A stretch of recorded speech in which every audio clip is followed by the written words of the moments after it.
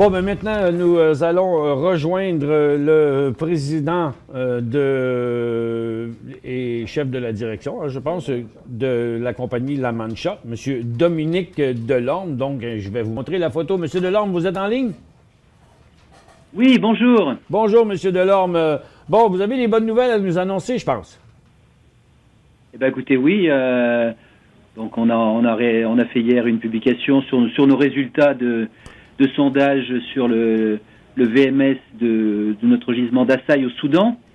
Et vous avez sans doute vu, effectivement, que la ressource a considérablement augmenté. Alors ça, c'est une première bonne nouvelle. Et la deuxième bonne nouvelle, c'est que la bourse semble suivre.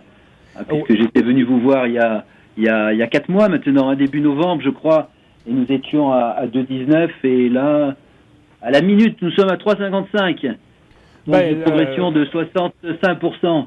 Ben, en fait, oui, depuis le mois de novembre, votre titre n'a cessé de bien performer. Je trouve cependant qu'en regardant le prix aujourd'hui, bon, sur les 3 derniers, la nouvelle est sortie hier lorsque le titre était environ à 3,37, mais il a décollé à partir de 3,25 la veille. Mais mon point, c'est que je trouve par rapport aux résultats que vous avez là, qui sont faramineux, on pourrait dire, je m'attendais à avoir une hausse encore plus spectaculaire du titre parce que vous parliez de ressources totales indiquées de 2,9 millions de tonnes passant à 80 millions de tonnes. C'est toute une augmentation, ça.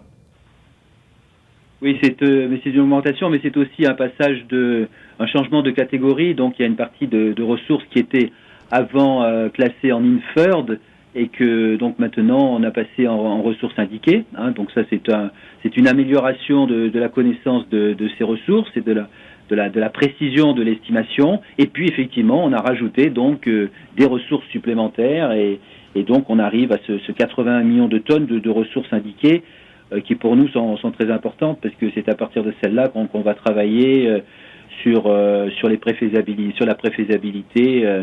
Qu'on va démarrer assez vite, je pense.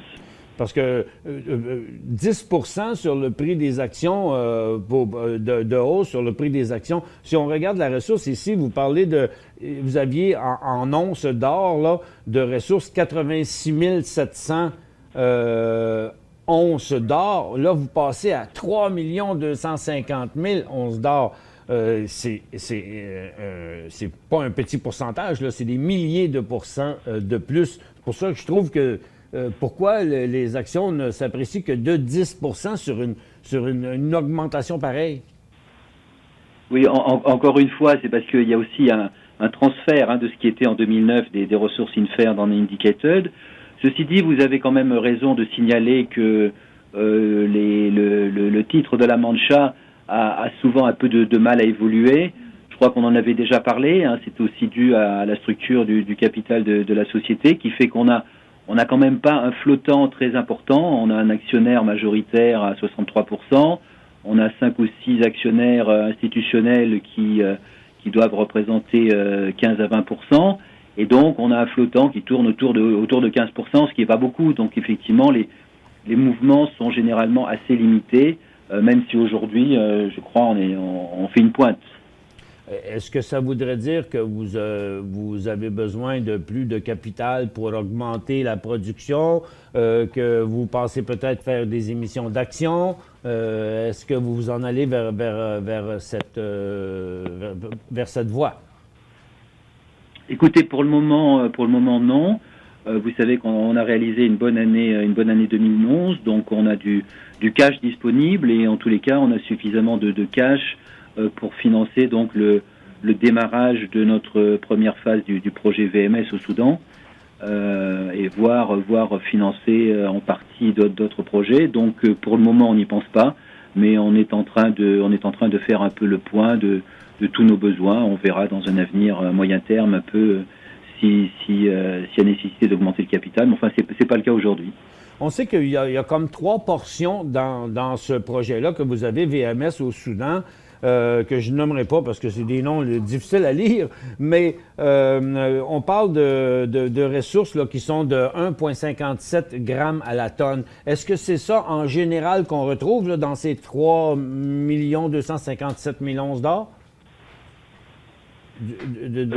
Oui, tout à fait. Les teneurs en or sont assez constantes et les teneurs en cuivre aussi d'ailleurs, hein, d'un gisement à l'autre. Donc vous avez signalé les trois gisements, les trois cibles.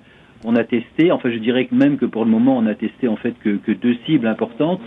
La troisième, on a simplement débuté les sondages et on a confirmé donc que dans les fosses, dans les mines à ciel ouvert, au fond des mines à ciel ouvert, où on voyait les sulfures en profondeur, il y avait bien ces sulfures.